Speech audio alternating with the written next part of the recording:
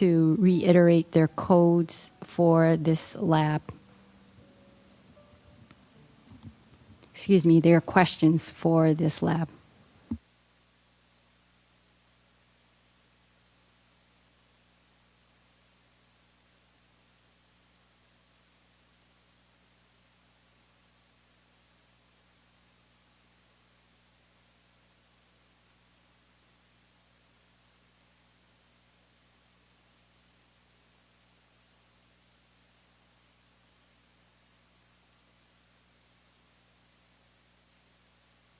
Okay, so I hope everybody had a chance to get some lunch and take a break from all of the reviews, catch up on your emails. So we are fortunate to have the actual owner of 0107U, and these two individuals are Mr. Akash Bejlani and Mr. Darren Lee. I know there were some questions that were being asked by this panel, and I wanted to be sure that the lab, who is now available, can answer these questions. So I think the best way to do this, if it's okay with the panel, do you want to repeat your questions for them and have them answer your questions? Or I'm not quite clear on how much they heard of the discussion, so they could easily present their rationale for their crosswalk. Shall we do it that way? Okay, so can we have somebody approach the microphone, and then what the panel needs to know is why it is the multiplier times 3 using the code 87803.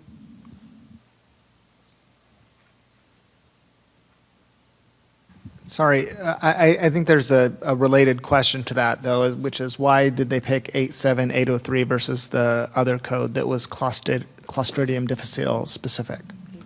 So 873, why did they pick 87508 versus 87324? So do you want to answer that question first, and then we'll get to the multiplier?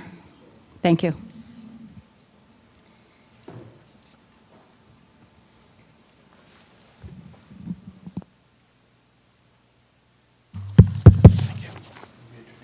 Yes. Hi, my name is Akash Bejlani.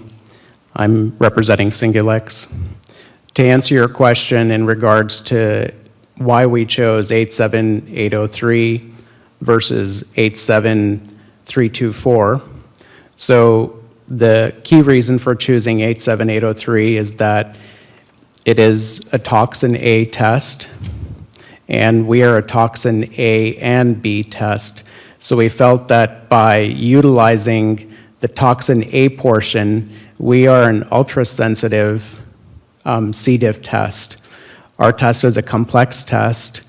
It's an ultra-sensitive test. For that rationale, we are able to detect at a very high sensitivity and specificity, actually improved sensitivity and specificity over current technology. So we felt that given that we're both tox A and B, and also our cost structure is higher. So we did submit public comments. I understand that there was some discussion this morning around our cost structure, so I'm happy to go over that as well as we move forward. But to answer your question, we felt that we're a toxin A, toxin B test, ultra-sensitive, improved sensitivity, improved specificity over 87803. If you look at 87324, that basically it is not an ultra-sensitive test. It's just the standard algorithm EIA that's being run today in the lab. So we're a very different test than the 87803. The other piece is also with 87803, there's direct observation, and with 87324, there's not. And I'm going directly off of the AMA, the CPT description of these codes. Do we have any other comments from the folks here? Dr. Carroll?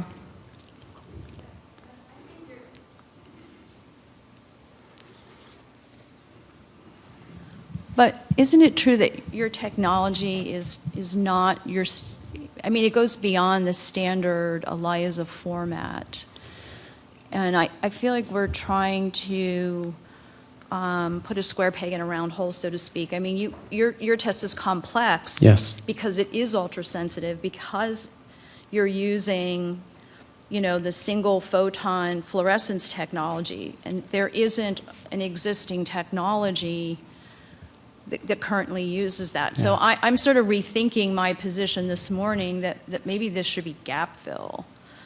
And rather than trying to, because there isn't a CPT code that covers all aspects of your complex technology. Well, I think the technology comment is an appropriate one that we've developed. Excuse me, can you introduce yourself? I'm sorry. My name's Darren Lee. I'm from SingleX. I'm the Chief Commercial Officer. Thank you. Go ahead. I think the summary of the technology is correct, and that's why we feel that the reason why we've gone for 3x of 87803 is related to the complexity of the technology, what it brings in terms of performance. If you look at some of the data around the sensitivity of the assay, we were actually able to get several multiple 10x sensitivity versus other tests that are on the market right now related to immunoassay.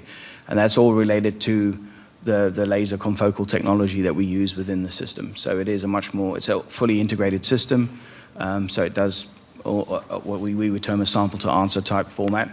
And that adds to the complexity and also to the cost of actually running the test. So I'm not sure who's, okay, Dr. Just one more Taro. comment. I also don't understand the comment that it's a direct optical. Yeah, so that, if, It's really the instrument that's got the optics that does the interpretation, not the user who. right. Right. I'm just going directly off of what the CPT code manual is saying in terms of both of those codes. One is with that direct observation. So my statement, Dr. Carroll, to you is that it is coming from the optical piece, right? That's directly observing based on the single molecule counting the C. diff. But correct me if I'm wrong, but I think what that CPT code 87803, what they mean by direct means that the user directly reads it, right? It's like does anybody? Test strip. Like a test strip or a lateral flow assay that has a line that the user interprets. It's not meant to be a global definition. So unfortunately, I don't have access to my RUC database to answer that. So if someone around the table has the experience to answer that, that would be helpful. Otherwise, we would need to sort that question out. Okay. Okay. So I'm not sure who had their card up first. Okay, Lynn. ladies. Okay. So Dr. Lyon, Dr. Crock, Dr. Clark.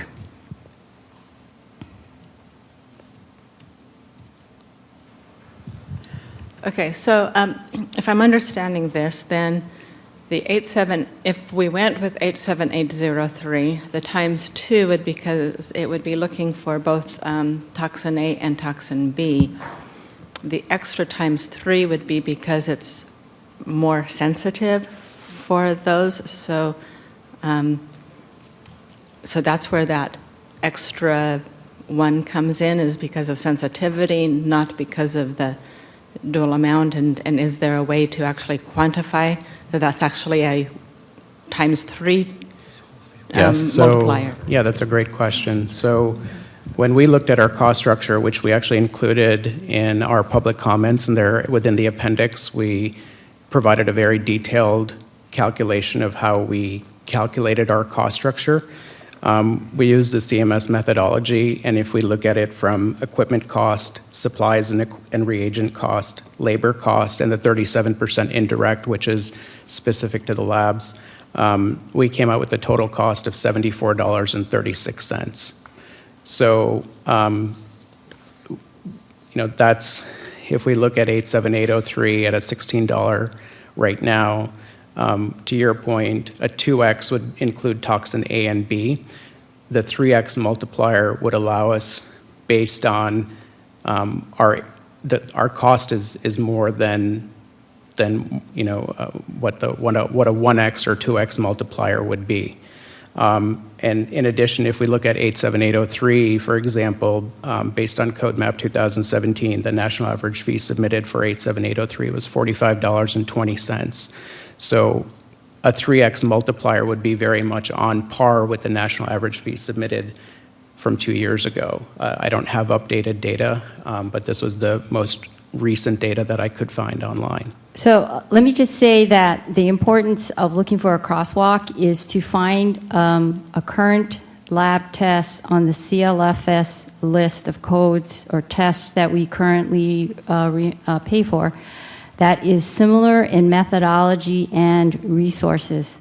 So I'm going to chime in later so that we give Dr. Lyon, Crock, and Clark a chance to get their answers, questions answered. So Dr. Crock. Can you elaborate a little bit more? So can you turn the mic on? Can you elaborate a little bit more on how much is on sample prep side versus analysis side? So what I see here are two toxins you're measuring, where I feel maybe the sample prep is the same for measuring both. Is that correct or is that incorrect? Yeah, that's correct. It's all within one tube. So you do Right, the so sample check why prep. wouldn't like a 1.5 multiplier be more appropriate? Well, as Akash mentioned, the key thing is around what we see as the workload and how we've been asked to quantify the cost to run the test. So we've created a system that runs the test, and so therefore there's a additional hardware systems integration that we've put in together, and you need the instrument to be able to run the test. It's not something you could put on a fluorimeter, or you can just run as a manual method. And so you need the system to be able to do a sample to answer type scenario. Yeah, I get that, but I think the prep is the same. So you have kind of one prep, two analyses, right? One prep, two analysis. And then if the technology is so much better and it deserves a 3, why not gap fill? Yeah. So from our perspective, we were trying to make this as easy as possible. That's the so our preference would be to, as we've stated previously at the June 24th meeting, as well as in our public comments, our recommendation would be the crosswalk over to 87803 and not a gap fill. While we are an immunoassay test, I think that the 87803 matches in terms of it's a clear path forward, right? So this is a tox A. We are tox A and B. We have higher cost.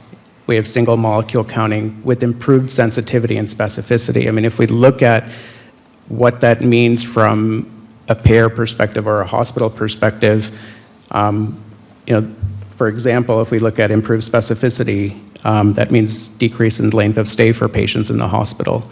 So patients who might actually be diagnosed with C. diff right now might be staying in the hospital for extra time period. It also means improved antibiotic stewardship. This is a big issue for hospitals. Yeah, I think that might be out of our scope. I'm new to this panel, but I think that might be outside of what we're here to do. Either the technology is similar enough where it crosswalks, or it's different and we gap fill. We feel that it's similar enough that it would respect a crosswalk. Okay. Dr. Clark?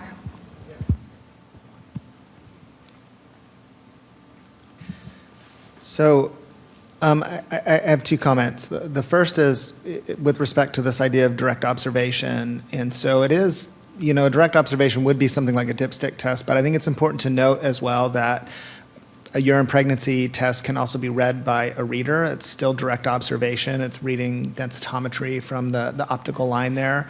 And so if this platform, as I've heard sort of snippets, if it's based on some sort of fluorescence microscopy, that's a similar principle in terms of optical observation, I would think. I mean, you could draw that line. We can argue about it, but I think that you can sort of draw a line between, say, a dipstick reader and a automated microscopic analysis of a cell. So I can kind of get that part of your argument. I can get there. It's not my first reaction. But I think the other one, I think this part of the reason this discussion is getting confusing is you keep mixing in this sensitivity and performance.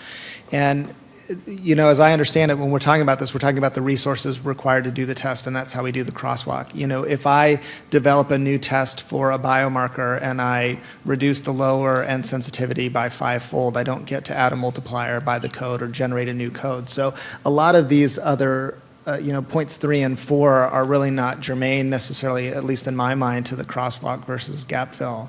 And then you're sort of going downstream from there to talk about antibiotic stewardship. And so you're kind of muddying the waters when we're trying to assess whether gap fill or crosswalk is appropriate. So I think that is a bit of a challenge. And I'll let the CMS folks, you know, comment further on that. So I think here what we're trying to understand is where the additional cost comes from. Is it because you require you know, higher cost hardware? Is it more hands-on time? Are the reagents more expensive? Is it all of the above?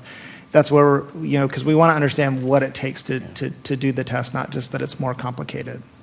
Before you answer that question, let me just say your answer, which would be helpful to all of us, would be relative to your crosswalk. The questions Dr. Clark is posing is really the crux of the matter. So if we remove points 3 and 4 in terms of, say, improved clinical outcomes due to sensitivity and specificity, and we rely purely on the cost structure. So the first piece is that if I'm going to interrupt here. The cost structure, you really, what we are trying to discern is how is 87803 similar or different to 0107U? If your methodology is vastly different or cannot be accurately captured by 87803 or a multiple thereof, then by definition, then that is not an appropriate crosswalk. So to answer your question directly, we feel that 87803 is a direct correlation and can be crosswalked for the reasons that I spelled out before. It is an immunoassay test, and it is a toxin A Clostridium difficile test. So that's point number 1. Point number 2 is in terms of what the multiplier off of that code is. So we're in the same, if we look at the indications for use, we're basically very similar to what 87803 is when we look at the tests that are currently using 87803.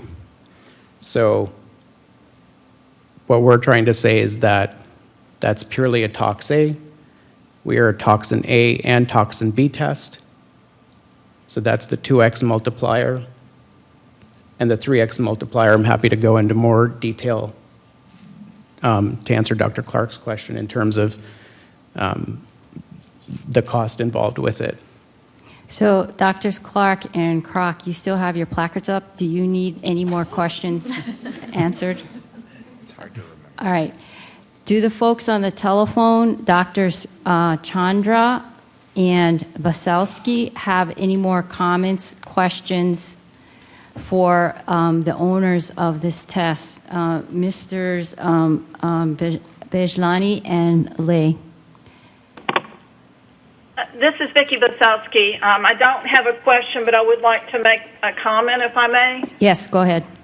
The code series 87800s imply a relatively non-complex assay, something like a lateral flow immunoassay, whether it is used with a reader or read with the eyeball. That implies a level of simplicity with those tests. 87324 is an instrumented procedure. What I'm hearing is that this is a unique instrumented procedure with a unique technology, so I would like to echo Dr. Carroll's original suggestion that we add gap fill as a possibility. Okay.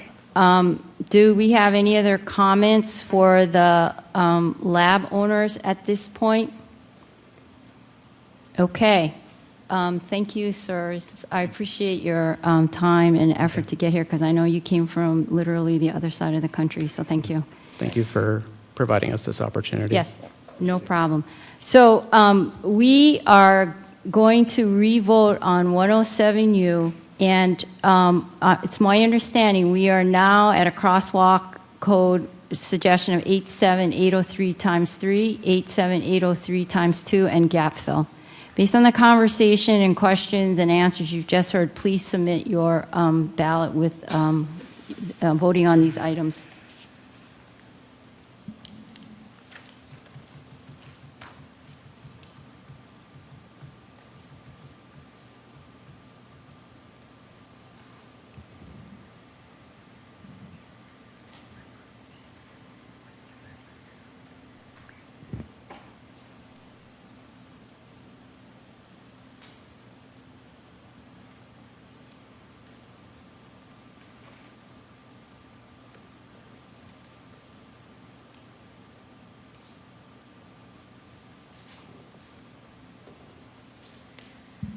Okay. Let's see. So we're going to move on to item 36, which is 0108U, and this is a Barrett's esophagus-related code. And I'm going to turn this over to Dr. Clark with Subcommittee C. Thanks. So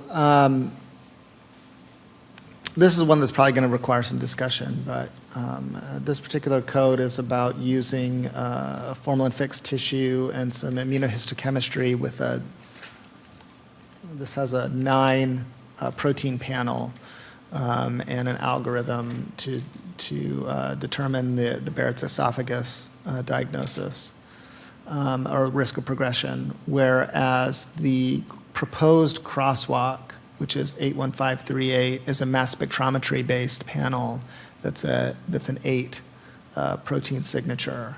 On our first pass, when we discussed it amongst the subcommittee, we came to say that we could support the proposed crosswalk of 81538. But those measurement technologies, immunohistochemistry versus mass spectrometry, are quite different. And so, there is still sort of in the back of our head that we could go with a gap fill. We didn't, unless there's an appropriate other IHC plus algorithm, but we didn't find that. So for us, it's either the crosswalk 81538, which was the consensus that we came to on our preliminary call. But, I just wanted to note prior to opening for discussion that, we do recognize that the two measurement technologies are significantly different. Okay, I'm going to ask the folks on the telephone if you have questions for Subcommittee C or for your other panel member colleagues. Okay, none. Dr. Contis here has a comment. So my question was,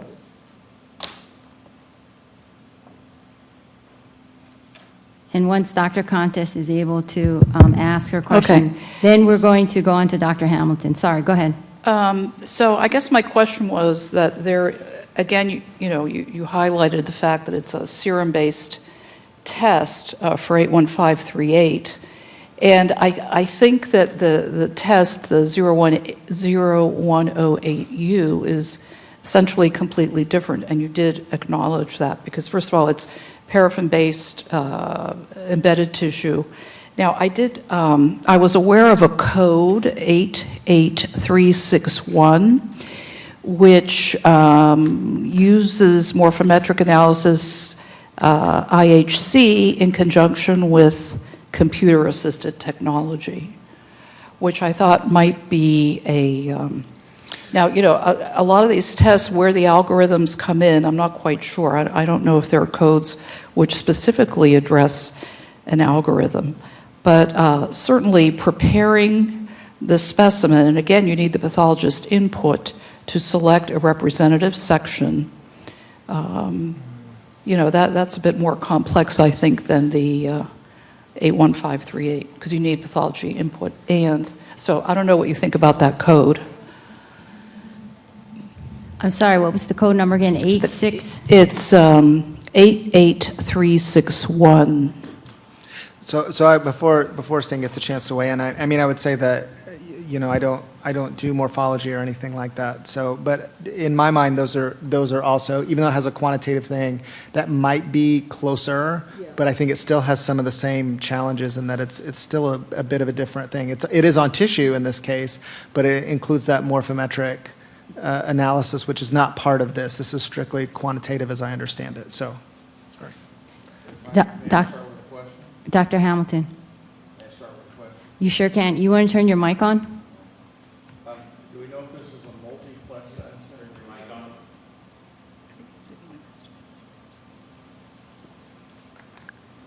Do we know if this is a multiplex assay or individual histochemistry? Dr. Harris, can you assist him with the microphone, please? So I did hear the question, so I'll repeat it, which is, the question was whether this was, do we know if it's a multiplex assay? And the answer is we operated on that assumption, but I guess I don't have confirmation. I assumed that they were analyzing all these simultaneously as opposed to individually. You know, the codes for this type of assay are 88342 for the first antibody, followed by 88341 for additional antibodies. And then Dr. Contis is right, the 88361 is the computerized image analysis of this. So I would propose a different crosswalk to 88342, 88341 times 8, and 88361.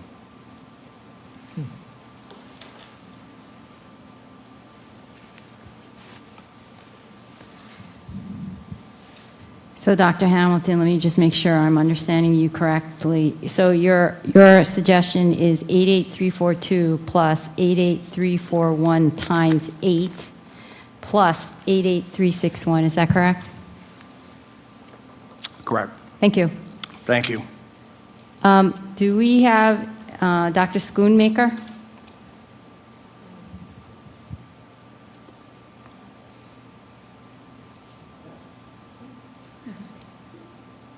There we go. 88361 is a code on the physician fee schedule, and I'm not sure we can crosswalk to physician fee schedule code.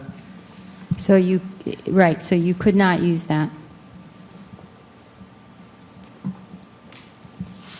88342, I believe, is CLFS. I think that's physician fee schedule too. Is it? Okay. Yeah. I'll tell you in a sec.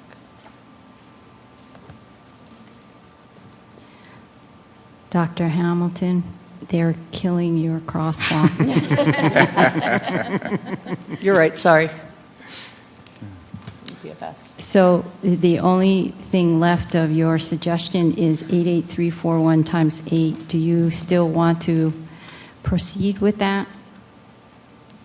Well, again, those are the appropriate codes for tissue-based immunohistochemistry. Dr. Contis, I understand that they didn't do it purposefully. We probably did it at CMS, putting that on the PFS. But so your crosswalk 88361 would be deemed inappropriate because it is not currently on the CLFS. So to me, I think this is an issue that we should visit in the future in terms of interpreting testing using computer assisted technology. And I think that, I'm not, again, since I'm new on the panel, I'm not really 100% sure why we can't include that code, but I guess the question is there an equivalent code for computer assisted diagnostics, if you will? So to my knowledge, off the top of my head, I would say no, but that would require an accurate review of the CLFS codes to determine that. And that's where we would turn to your colleagues who are experts in this area to assist us. So Dr. Bossler? Yeah, I just wanted to respond to that, and that this is similar to a code that we looked at earlier that looked at immunohistochemistry. So the subcommittee A, had looked, and we could not find anything on the CLFS that identified immunohistochemical analysis. So in the absence of coding that you could equate to this, we're left with gap fill.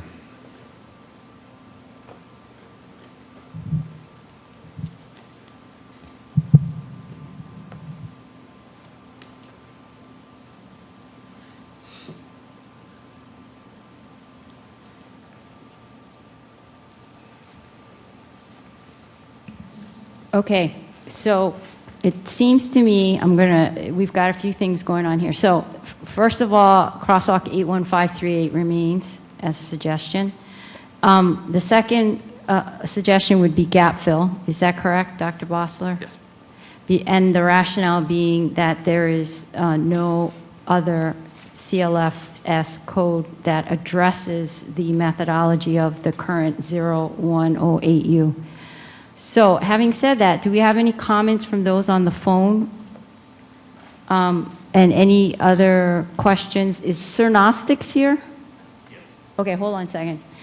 Does anybody have a question for the owner of this lab? Does anybody on the phone have any questions for the owner of this lab? Okay. So it seems to me we have headed towards the ballot items of 81538 and gap fill. So if that is the case, let's go ahead and that's where I'm understanding this. Is that correct? Yeah. Okay, everybody's nodding. Okay. So you please cast your votes.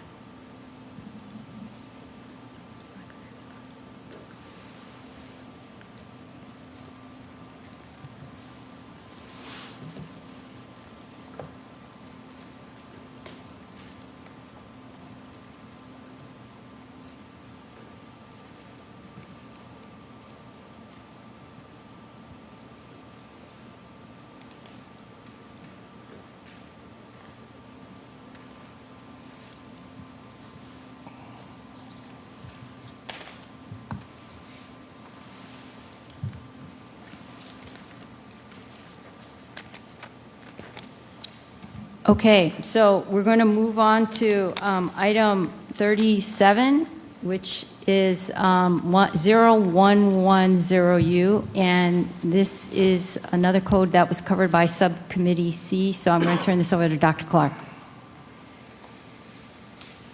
So this is just a standard quantitative TDM. It's prescription drug monitoring for one or more oral oncology drugs and substances. The proposed crosswalk was 80199.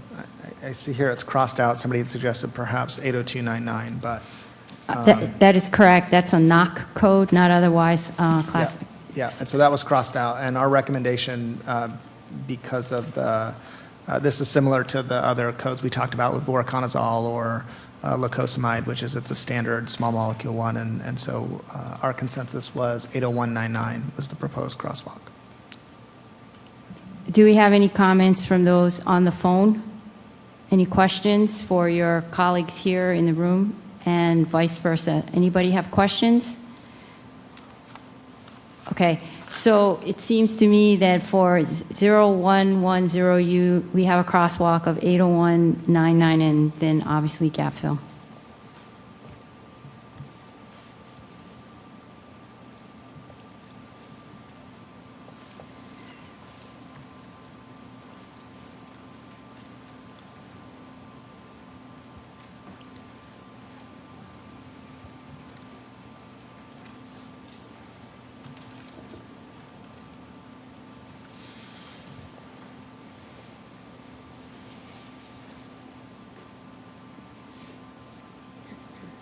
So let's move on to the next item, item 38011116U.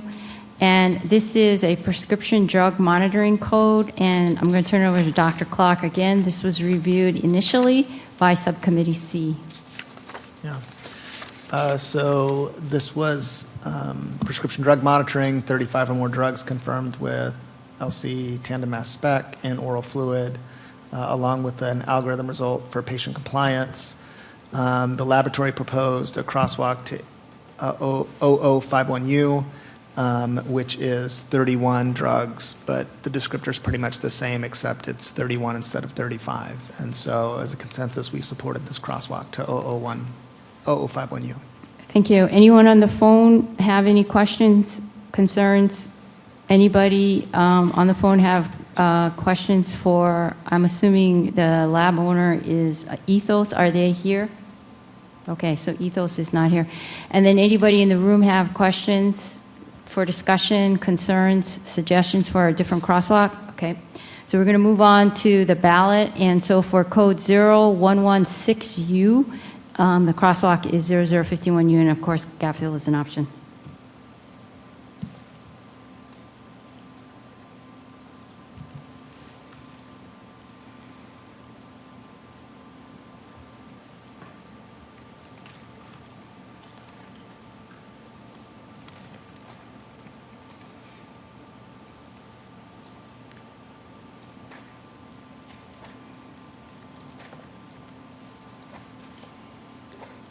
All right, item number 39, 0117U. This is a pain management analysis of 11 endogenous analytes, also reviewed by Dr. Clark, Subcommittee C. I'm going to turn this over to Dr. Clark. Right.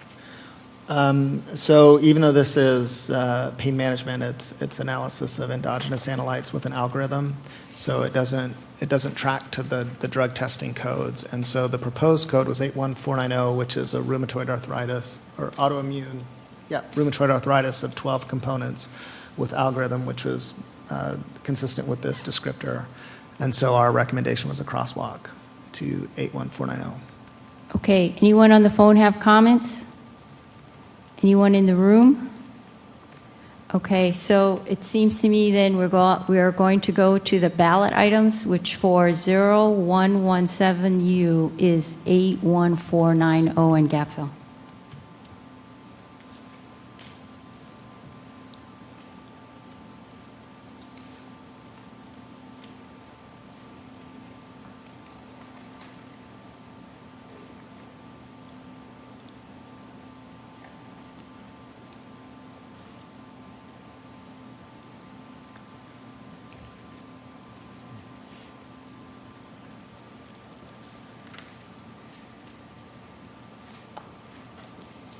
All right, now we go on to item 40, which is 0119U. And this is a cardiology-related chemistry test, and it has a risk score for major cardiovascular events. And I'm going to turn this over to Subcommittee C.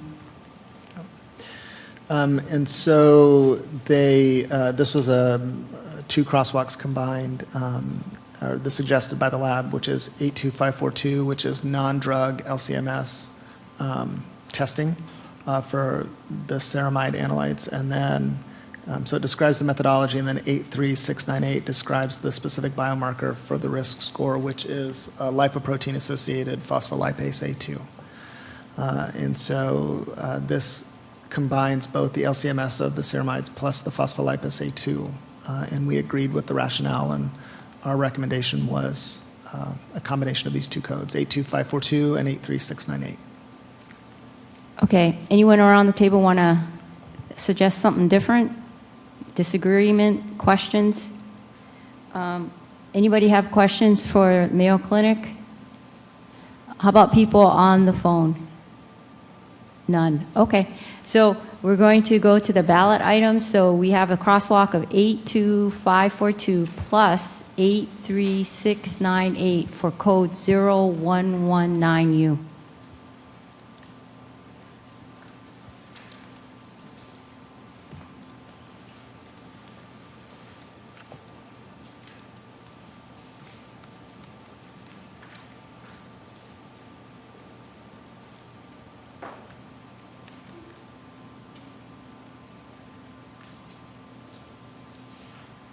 All right, moving on to code 41, item 41, code 0124U. And this is a code that is looking at fetal congenital abnormalities, and I'm going to turn this over to Subcommittee D as in dog. So I'm not sure who would like to head this up, Dr. Hamilton, Contis, or Harris? Thank you. These three analytes have specific codes assigned to them, the 84704, 84163, and 82105. Any comments from the subcommittee? Words of, any discussion that you feel is pertinent? Okay, go ahead, Dr. Contis.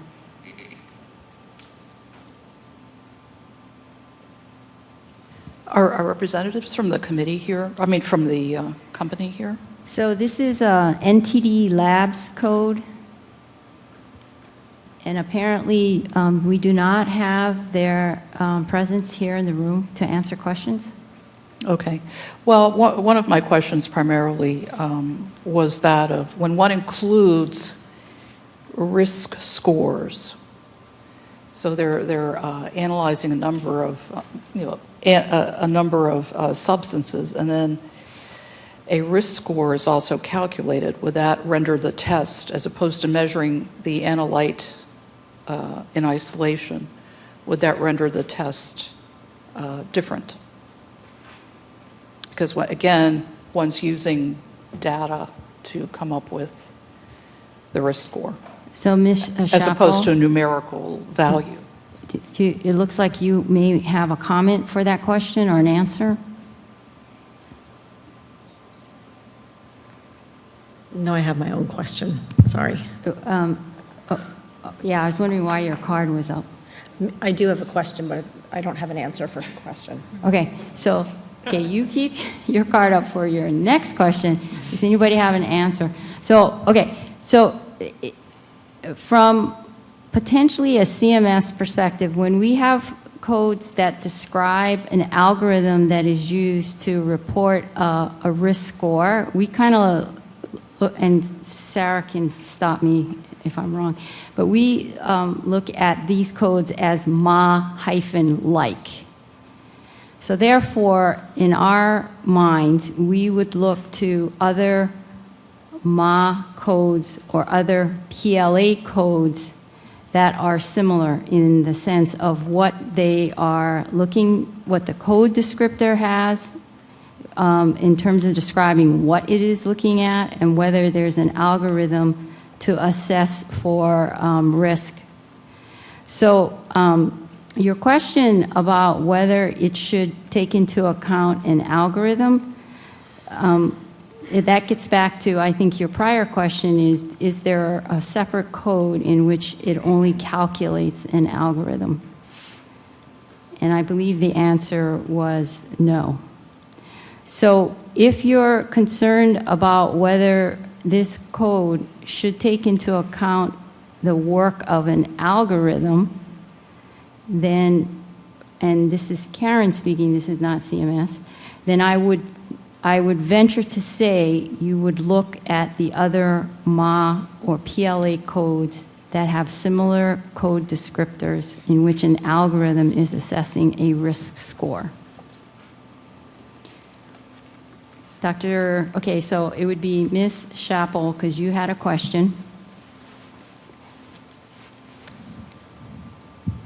Yeah, so I think my comment is going to be in line with your last comment, and that is, or my question is, what about 81510? Was that considered as a potential crosswalk code? It's a biochemical assay of 3 analytes utilizing maternal serum algorithm reported as a risk score. There's actually 2 of them. There's 81509 and 81510 that are for 3 proteins. Yeah, 509, I don't know, someone in the lab can be more specific, but 509 is for proteins and 510 is for analytes, so I don't know if there's a significant difference, but 81510 is the closest to the description.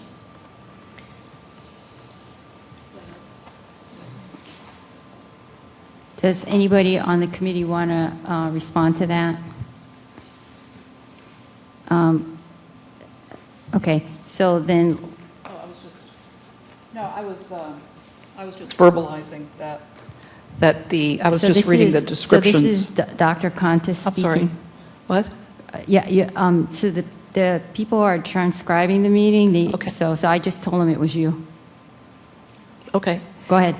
So, yes, I think the codes you described are very apt, and they do include the risk score, and I think that's really what we're addressing here, so. So, any other comment, Ms. Chappell? Just that I think of the codes 81510 is most like the 0124U. Yes. Dr. Schoonmaker? Right, I don't know the difference between the 3 analytes versus 3 proteins language between 509 and 510. 510 is for 3 analytes. Dr. Lyon?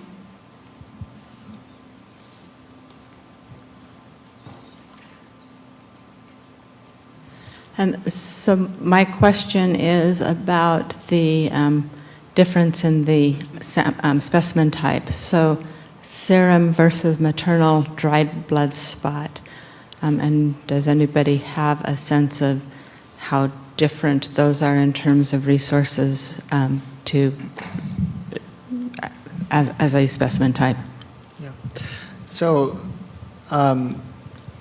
they are quite different in terms of how you have to account for, especially with a dried blood spot. It's more labor intensive to extract, and you kind of have to, depending on the distribution of the analyte, you have to take into account the hematocrit, both in terms of how it spreads on the paper and then how the analyte itself is distributed. So they're certainly not equivalent matrices, but if the requester is not really asking us to address that, they may have some level of automation that addresses that. So I think the questions that Subcommittee D asked are probably a little more pertinent in terms of the algorithm part of the thing. I mean, it's an important question, the dried blood spot, but I think the algorithm's a little bit more important.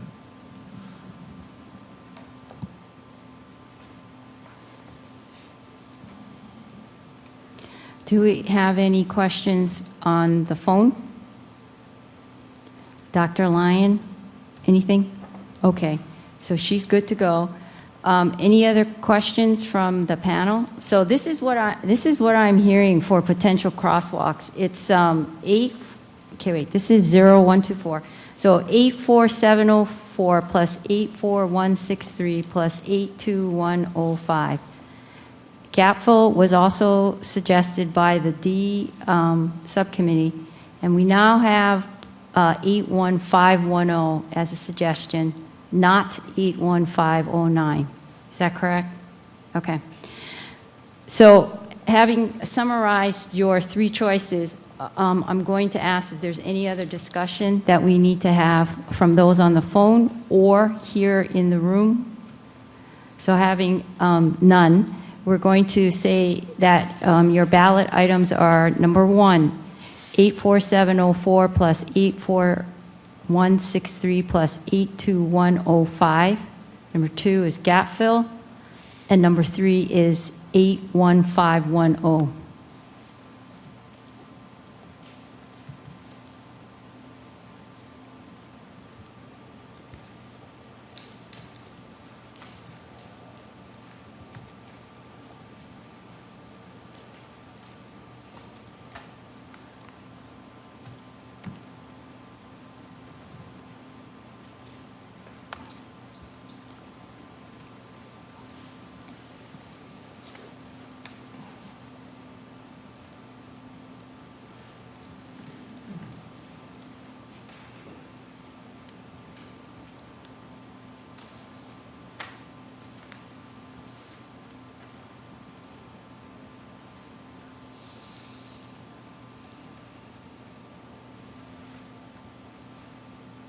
Okay, so we're going to move on to item 42, which is 0125U, which is another fetal congenital anomaly code.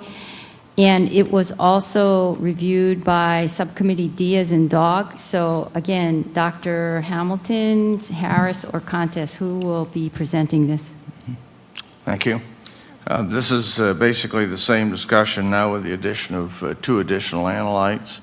The alpha-fetoprotein has a code associated with it, as does inhibin. Placental growth factor does not. The assays are similar enough that those other codes can probably be used for the placental growth factor, and that was the presentation by the laboratory. Thank you very much. Any comments? So I believe Ms. Chappell and Dr. Lyon may have comments. Go ahead, Ms. Chappell. So in the MAA codes, there is a code 81512 that is fetal congenital abnormalities, biochemical assay of 5 analytes using maternal serum, and it's an algorithm reported as a risk score. So I'm sorry, what was that code? 81512.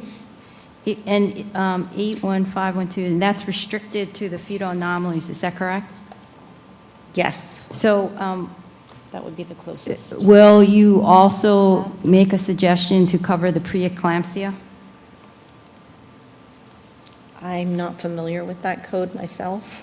So do we have other discussion from the panel? Because it would appear that maybe preeclampsia needs to be taken into account because that is what the code descriptor is assessing.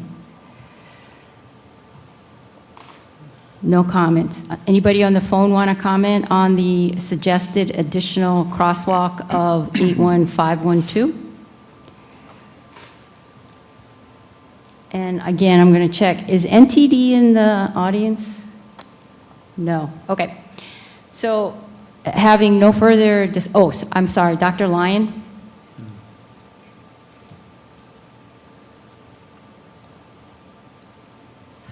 So my question would be then, the difference between a risk score for the preeclampsia versus a risk score for the trisomies, because it looks like the analytical portion is going to be the same. So this would be the more of the interpretive portion, or the risk score itself. So I guess my question is, how much extra work is a risk to add the risk score of preeclampsia when the analytical process is the same? So that's a really good question, and this is part of the challenge of pricing. I'm going to use the term MAA-like codes when they are not, okay, and this is going to get complicated, when they are not true AMA CPT MA codes, which are Cat 1 codes. So this is a PLA code, which is not a Cat 1 code. And if you go by the way AMA describes MA codes, and how you become a Cat 1 MA code, it's a little lot different from the PLA codes. So a direct answer to your question is, I do not know how one will do an algorithm, especially if the algorithm is not explained, especially if the owner of the lab has not been able to join the discussion. So unfortunately, that's where we are at today. I don't know if somebody of the folks on the phone have the expertise to join the conversation and add to that, or if anyone else around the table may have the expertise to provide a comment.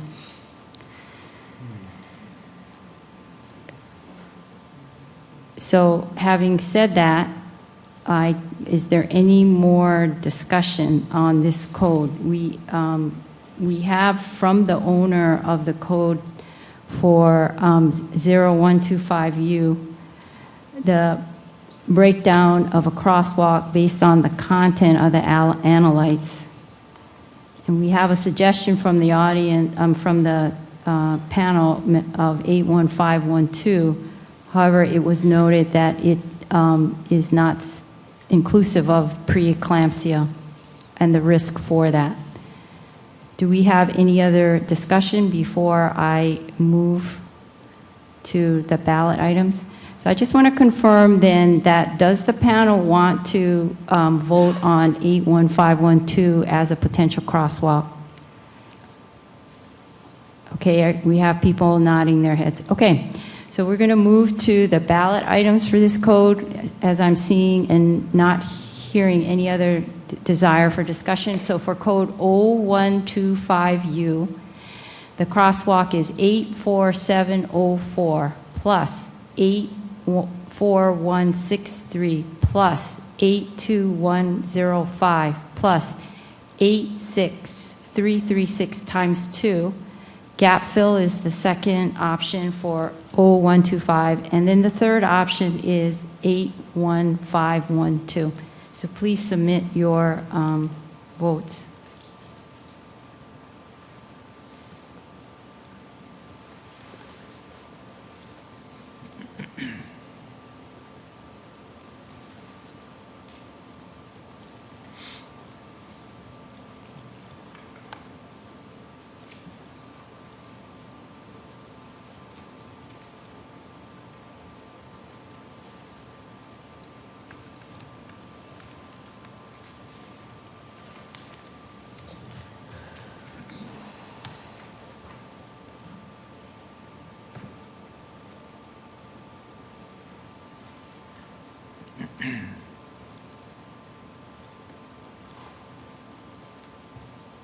Are we good to go?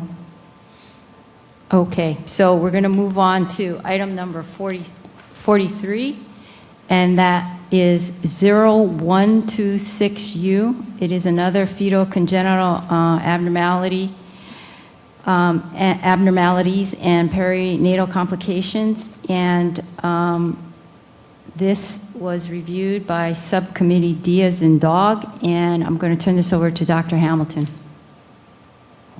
Thank you. Now, this is the same set of 5 analytes as in 0125U, now with the addition of quantitative assessment of Y chromosome and cell-free fetal DNA. Thank you. Any other comments from the floor? Any other comments from those on the phone? So we have then for 0126U, I'm not hearing any other suggestions for crosswalks. Okay, Ms. Chappell? I'll propose 81512 again as the closest available code. And again, I will ask, are you, I will confirm with you, and in a question, does this code include the assessment of preeclampsia? It does not by its description. Thank you. So having said that, I'm going to ask the committee and the panel if they are in agreement to add 81512 as a crosswalk. Okay, so we will vote on this, and the code 0126U, the first crosswalk for your ballot items is 84704 plus 84163 plus 82105 plus 86336 times 2 plus 81400. Your second option is gap fill, and the third option is 812512.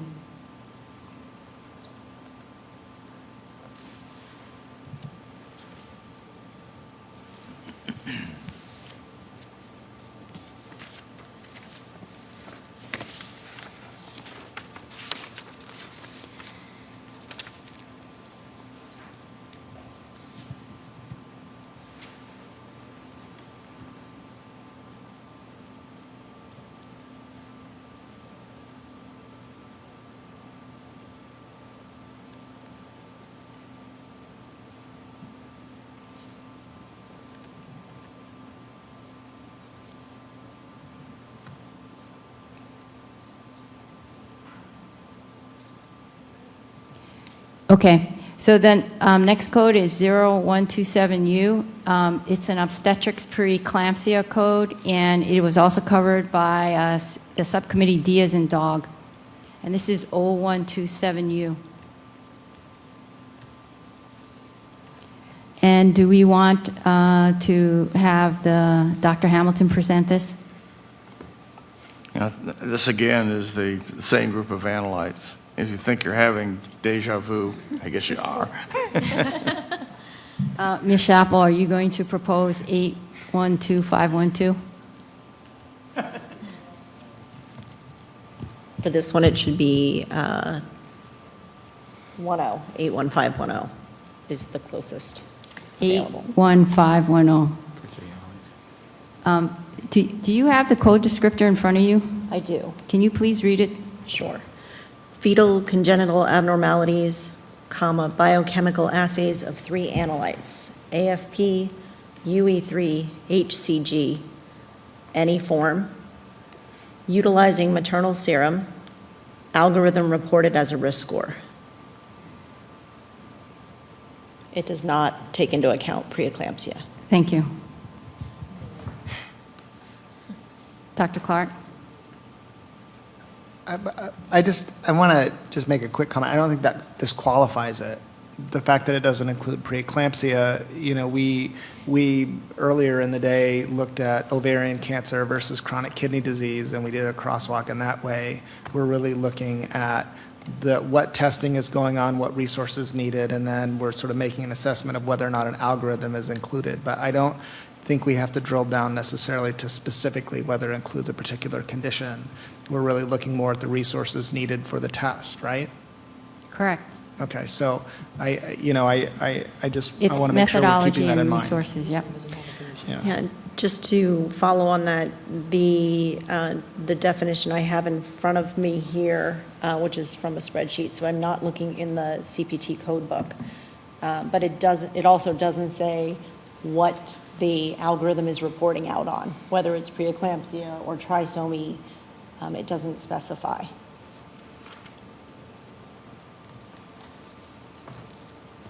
Any other comments?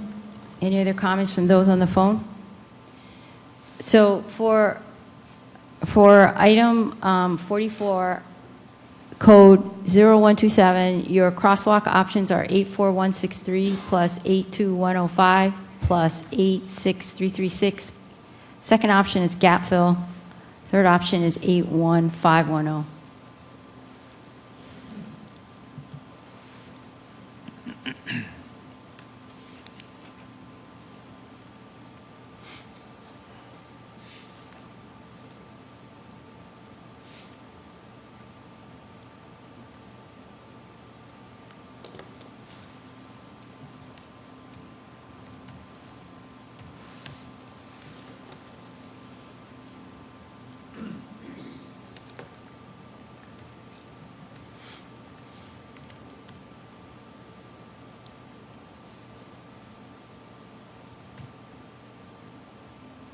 Okay, so we're going to move on to the last chemistry code, which is 0128U, and it's an obstetrics preeclampsia code again, and this was reviewed by Subcommittee D. So would Dr. Hamilton like to provide?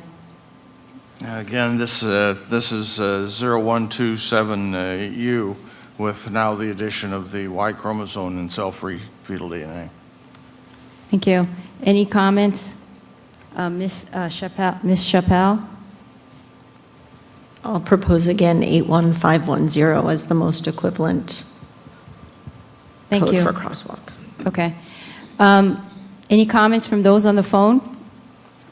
Those here in the room? Dr. Clark? No. So it's Dr. Schoonmaker. There you go. Yeah. 81511 is the same code for 4 analytes reported as a risk score. And this one includes the Y chromosome cell-free fetal DNA. Thank you. Okay. Ms. Chappell, would you like to withdraw or keep your suggestion? I think keep. All right. Do we have any suggestions or comments from those on the phone, noting the difference between 81510, which does not include the Y chromosome, and 81511? Anybody on the table who has a question regarding that? I have a question for Ms. Chappelle, but I'm going to wait till the table has digested this. Dr. Crock?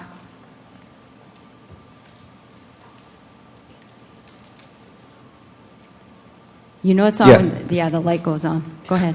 You'd think I'd have it figured out by now.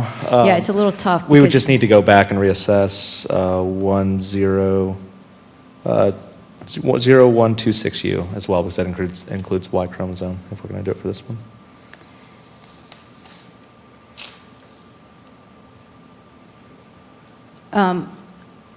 Okay. Dr. Lyon?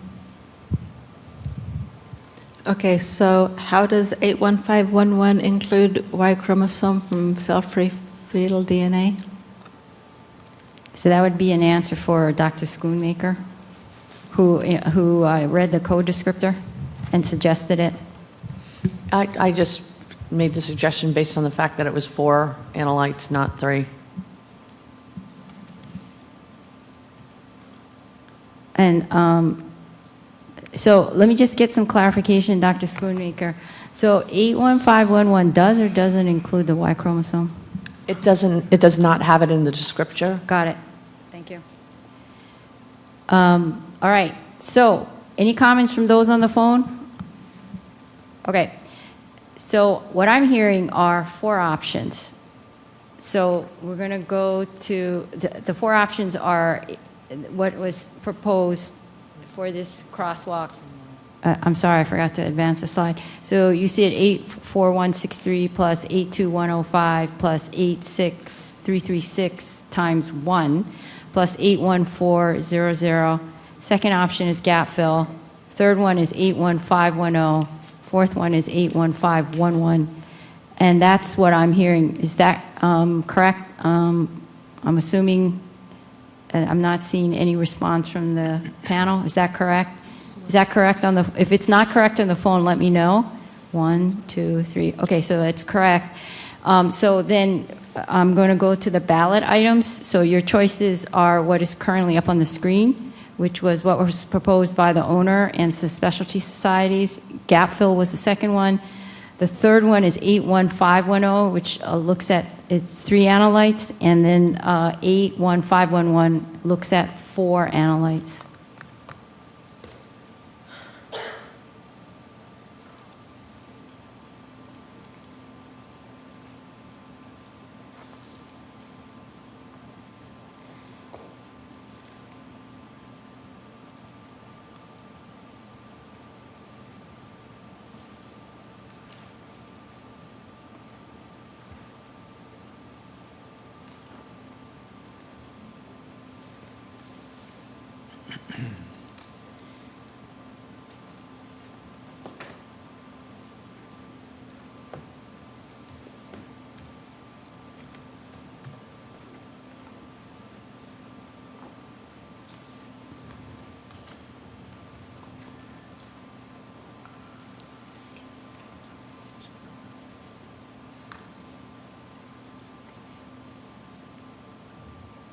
All right, we're good to go? All right. So because we are advancing very quickly, we're going to, and to keep in mind the fact that people are traveling for this meeting tonight and tomorrow, we will continue with session 3 tomorrow. We're going to take a 10-minute break. We're going to restart promptly at 2:20, and we're going to move on to the automated test panel discussion. So I'm going to close the meeting down for a break of 10 minutes. So we'll restart at 2:20. Thank you.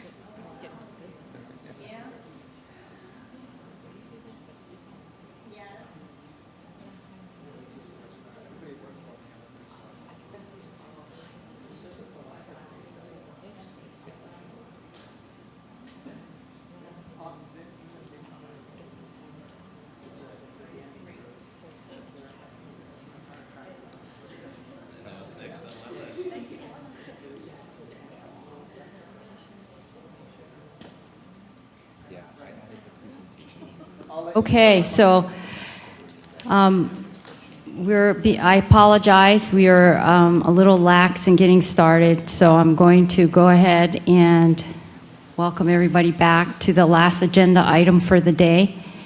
And I want to remind everybody that during the annual lab meeting, the Division of Ambulatory Services, who oversees this process, brought to the annual lab meeting a discussion about the automated test panels. And I'm going to turn this over to Sarah Harding, who will be leading this discussion.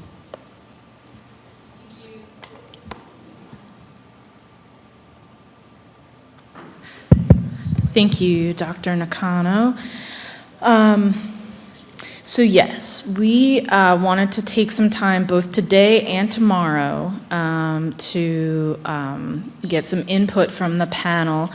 This presentation and these slides, if anyone in the audience attended the annual laboratory meeting in June, this is pretty much going to be the same presentation.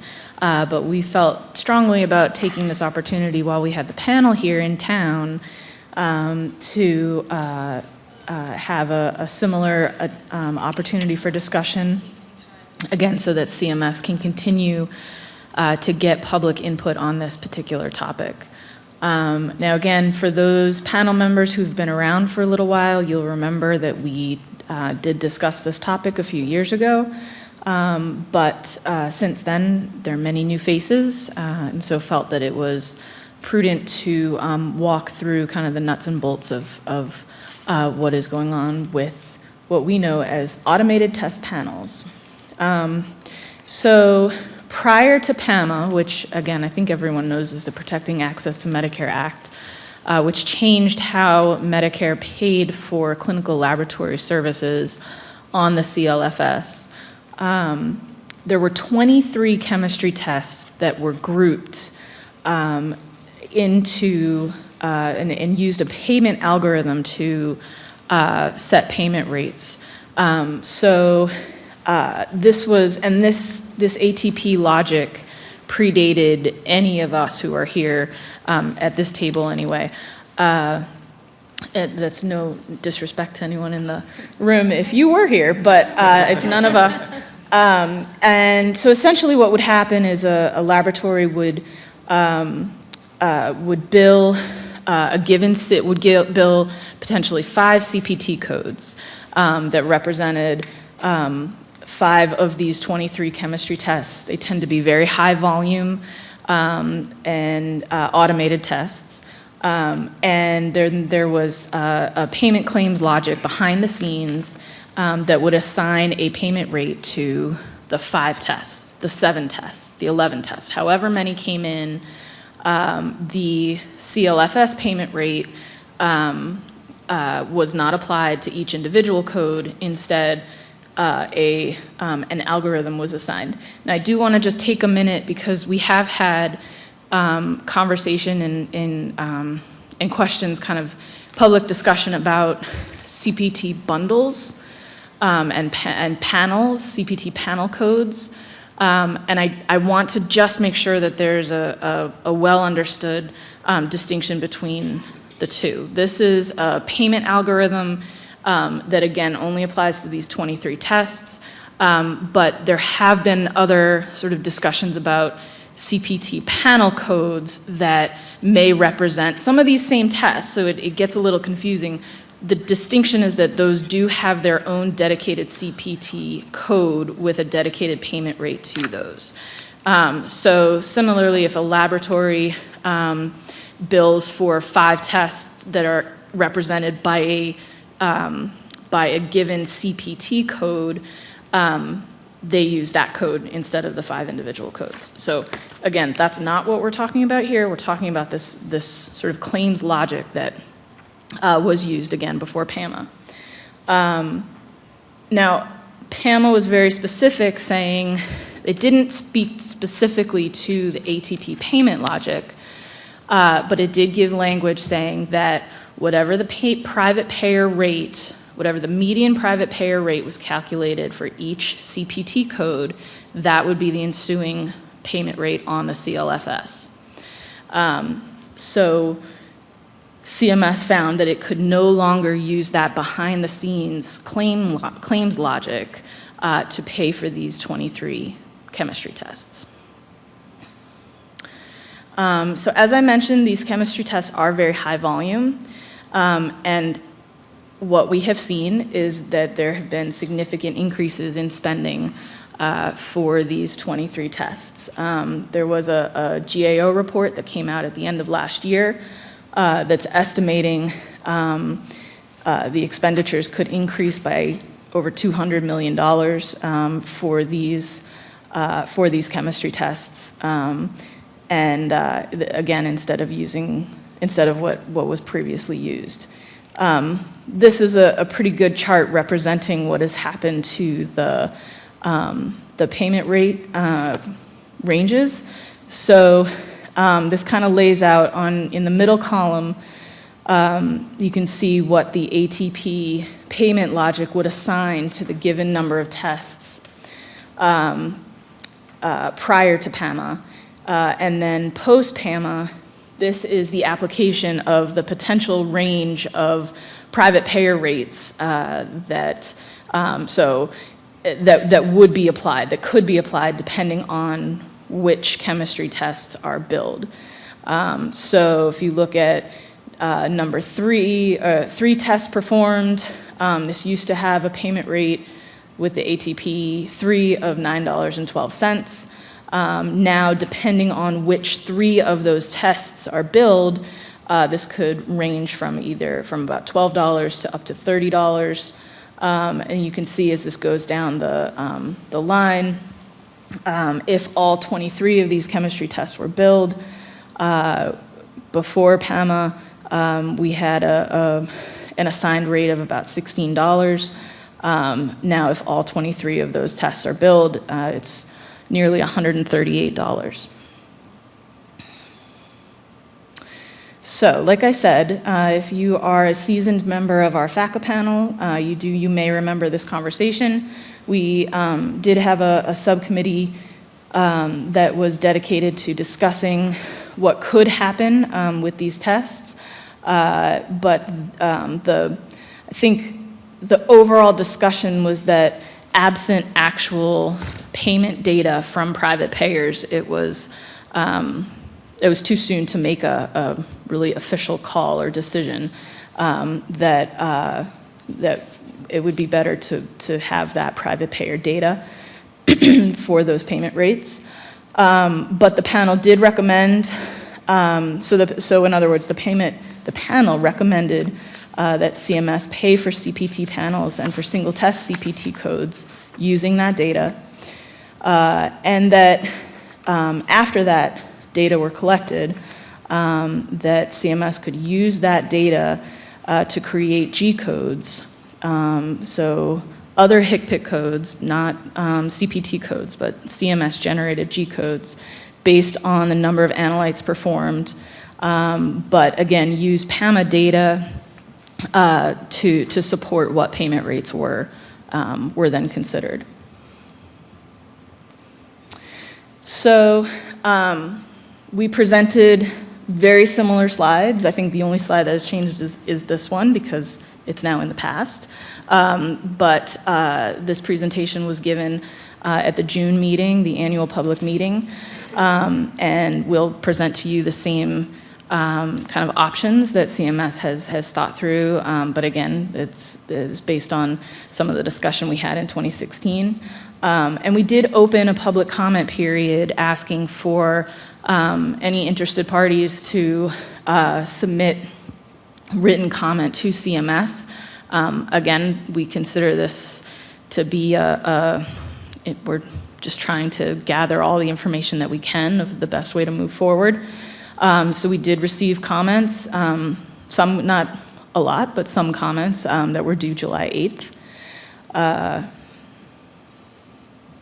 So we've talked about a few different options that, once again, these are just for discussion purposes, just to give some structure. One idea is to kind of mimic what the ATP codes used to do. and create separate U codes for the range of 2 to 23 combinations of the chemistry tests that are ordered. So a U0002 would equate to any combination of 2 chemistry tests. Likewise, U0022 would be any combination of 22 tests. A second option would be to create tiers of codes and to create a code, for example, and again, this is random, but between 1 and 3 chemistry tests ordered, another code for 4 to 10, another code for 11 to 13. I mean, that's less specific right now, but the idea would be to mimic what the tiered approach of the drugs of abuse tests, that there would be different ranges, but then a payment rate assigned to that given range. Of course, we're open to other options, either suggested by the panel or from the public. Another option, a fourth option, is to simply continue monitoring the private payer rates that come in from laboratories. Right now, we're in July of 2019, so the data collection of laboratories has just ended, and laboratories will be reporting their second round of PAMA data on all CLFS codes to us, NEC, to CMS, starting next January, and those rates will go into effect the following January of 2021. So it's entirely possible for us to just watch a second round of PAMA data and see what happens. But once again, I'll just refer back to the GAO report and just some other interested opinions that there are some opinions of perhaps that continues to spend more money than CMS would like. But again, those are reports. Items 5 and 6 outline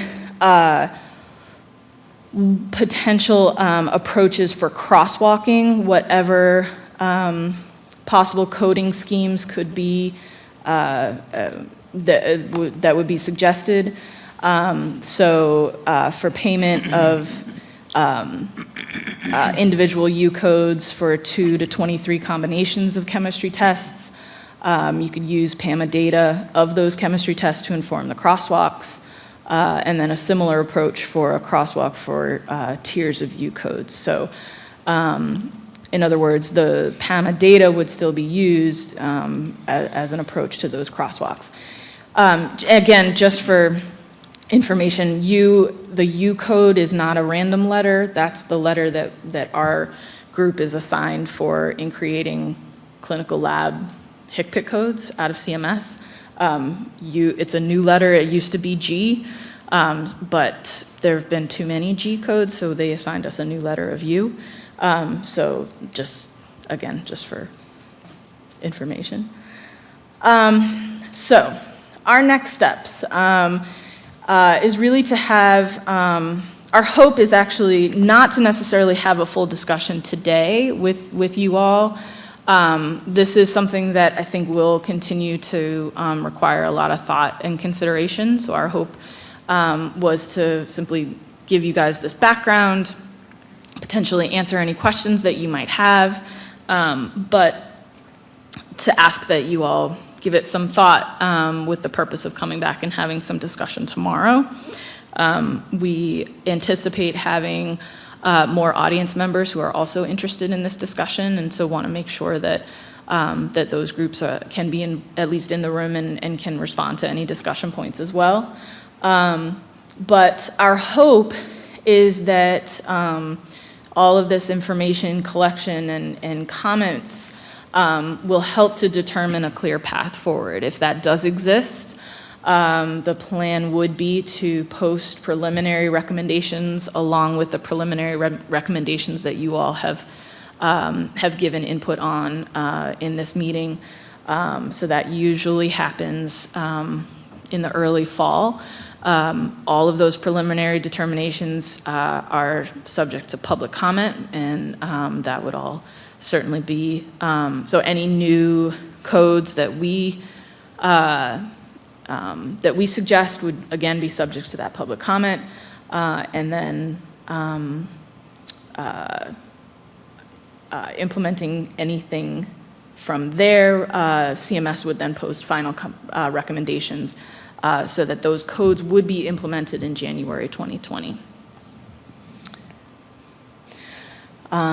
So once again, you all went through the code set much faster, I think, than any of us anticipated. So I don't have a lot more to present, but I would ask, I guess I would open the floor if you have initial questions or initial comments. But again, we will plan to open the floor more formally tomorrow to have more of a discussion with potential suggestions of what CMS ought to do. So I was curious, I hadn't seen the GAO report. Was that an estimation, or was that based on real claims numbers having come in? So I just want to let the transcriptionist know that that's Dr. Bosler. Sorry. So that is an estimate. Okay. Hi there, Michelle Schoonmaker. Could you go back to the slide that had the original ATP list on it for a second? Thank you. Okay, so let me see if I'm understanding this correctly. So if it was an ATP 21, or an ATP 22 and 23, they were getting paid the same, right? Correct. So even though you had them tiered, they were sort of bucketed and paid by ranges anyway? Correct. Could you give a little bit more history about how those amounts were derived to begin with? I would love to. And I think we've all tried to do our own research into it, and the most I know is that originally there were fewer ATP codes, but we have not found a good answer as to how those payment rates were derived. I blame the internet, or lack thereof. Yes.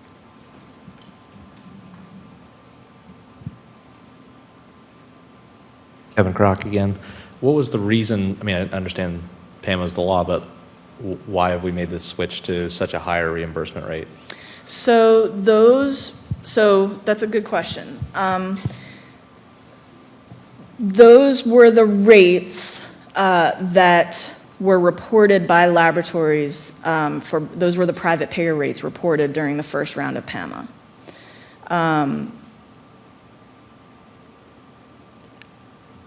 Yeah.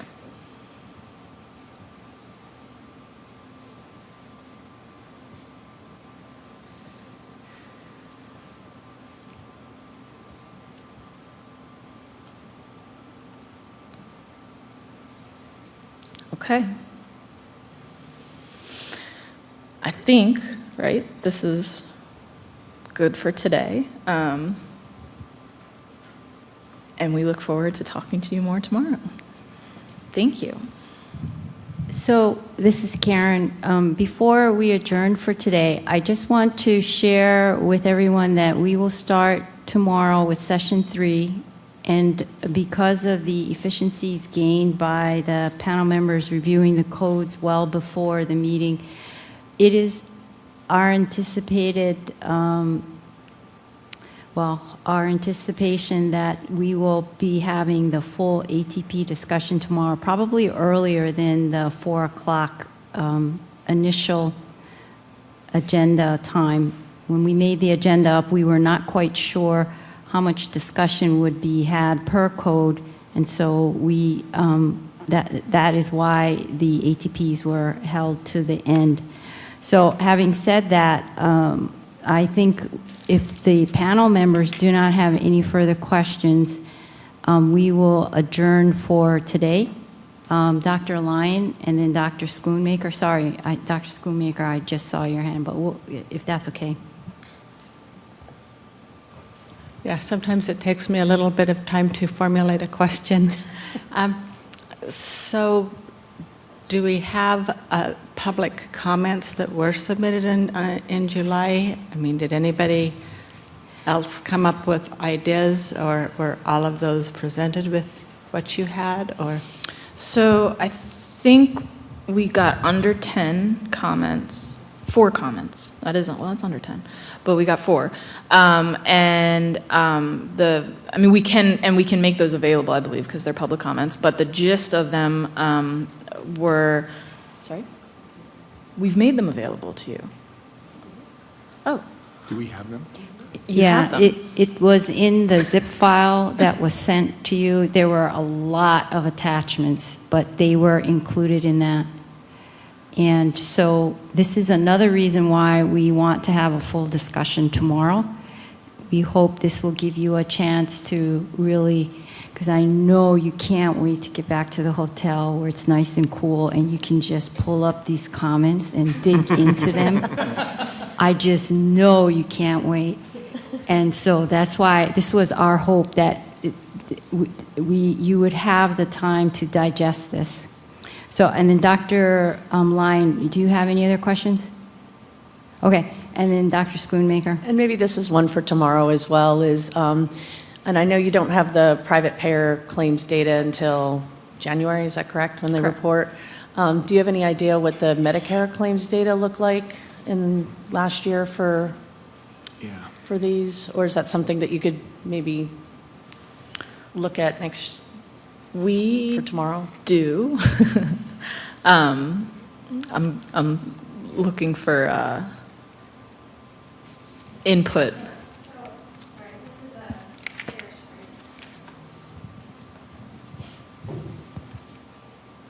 Is this one on? Yes. Okay, so we do have some preliminary data, and so right now we're looking at that data. So I'm not sure if it's ready to be shared yet, but we'll go back tonight and see what we have.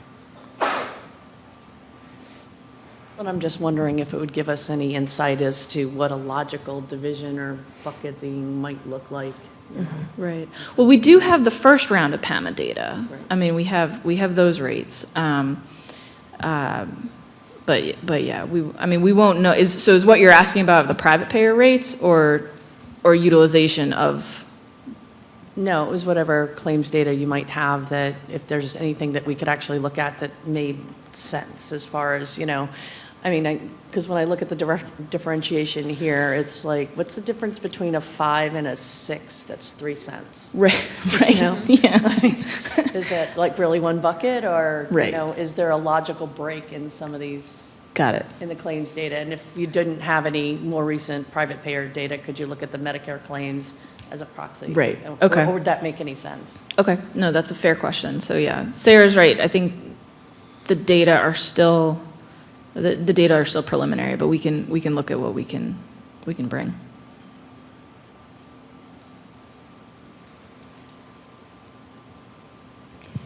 All right, any other questions from the panel? Oh, I'm sorry, I forgot the folks on the phone. Drs. Chandra and Baselski, any other questions? No, thank you. Okay, so we will adjourn until tomorrow morning, and Rashida will look into the shuttle. I need everybody's ballot so we can keep that. We figure it's just easier, one less thing you have to struggle with. So we'll collect that. And then please, if you brought any food in, technically we're not supposed to be eating in here, so just kind of take what you have and make believe you didn't really bring it in here. So, okay, thank you, everybody.